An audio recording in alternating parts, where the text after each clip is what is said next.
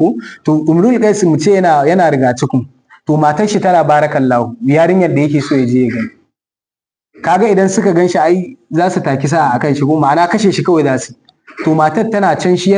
dan riga cikin ne amma matar tana barakallahu to sai yake bada labarin irin jarumtar da yayi wajen kutsawa dan gaskiyar magana idan Umrul Qais yana magana ka dauka dan Daudu ne saboda mu'amalan shi da mata da iskancin shi shine gurin wancan shine soyayya da wancan amma bakal ne in dai in maganan yaƙi ta zo sai inda karfin shi ya ƙare duk yanda zaka je yana siffanta mata ka dai ga yanda ya iya siffanta mata muhabbatun bai da kaga haƙugun mace za ga yana siffantawa saboda iskanci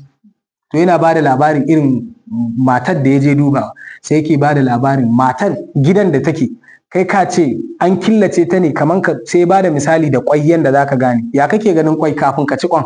ai sai ka fasa bayan tukunna ka ɓare sannan bayan ka ɓare akwai wata farar leda sai ka cire sannan ka cinye farin ka zo ɗan cikin to haka yake siffanta matar da ya je kallo yana ba da labarin sai da ya kutsa unguwar da yake ganin ma inda za su gan shi za su kashe shi ya shiga wannan unguwar sannan ya tsallaka gidansu da ya je kuma tsaba iskanci sai ya cewa ma ya je ya ganta da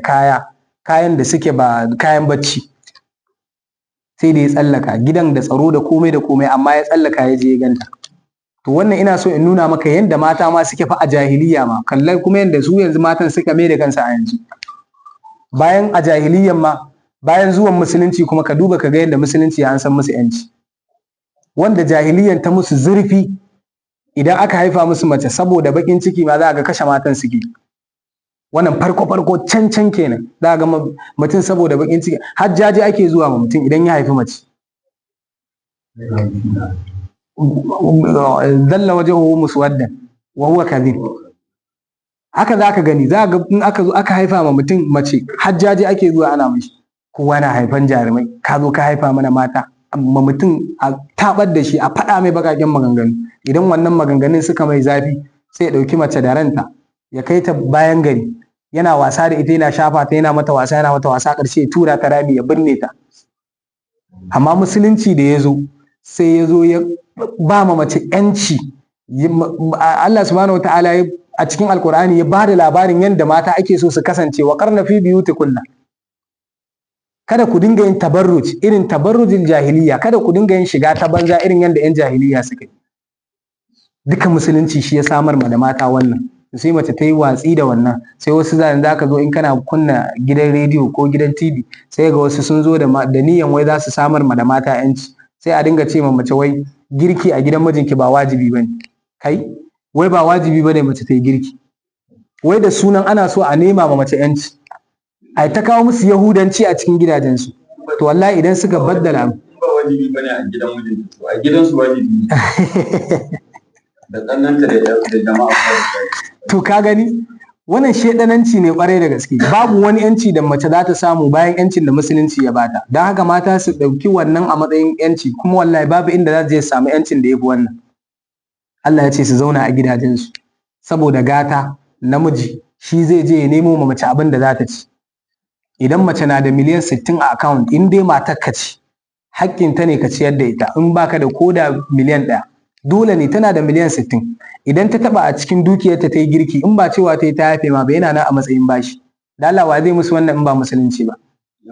tana da miliyan 60 fa kai fa kana fama in ka fita da kyar zaka samu 2000 amma haƙƙinta ne ka ciyar da ita in ta taba a cikin miliyan 60 din nan bashi sai dai in ta ce ta bar maka ko ka ce ka ƙi biya amma dai haƙƙinta ne an gane ko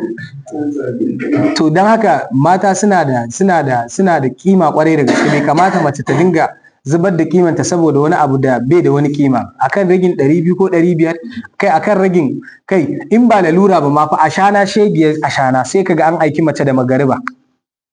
ba haka bane mace na da mutum na da mace a gida budurwa akan ashana sai a aiko ta shago kaga ana layi da ita akan ashana ga kannanta nan a gida maza ba za su fito ba sai akan ashana za a fitar da mace to shi namiji me aikin shi inji malam mana yanzu wallahi ka ga wani dan shago can idan rana ta yi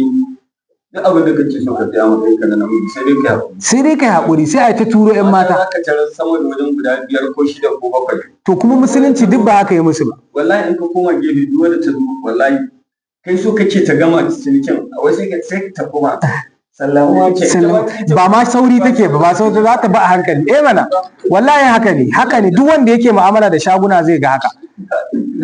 To wallahi duk wanda yake da 'ya'ya mata sai ya sa tsaro, wallahi tsaron da musulunci ya ba su ka tabbatar musu da wannan. Babu wani abu bayan musulunci, duk abin da ka ɗauka saɓanin shari'ar musulunci to ka kama gaibu.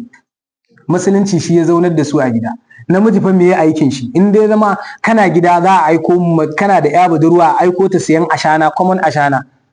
Haba malam, ai ba mutum ya zama bai da kishi kenan.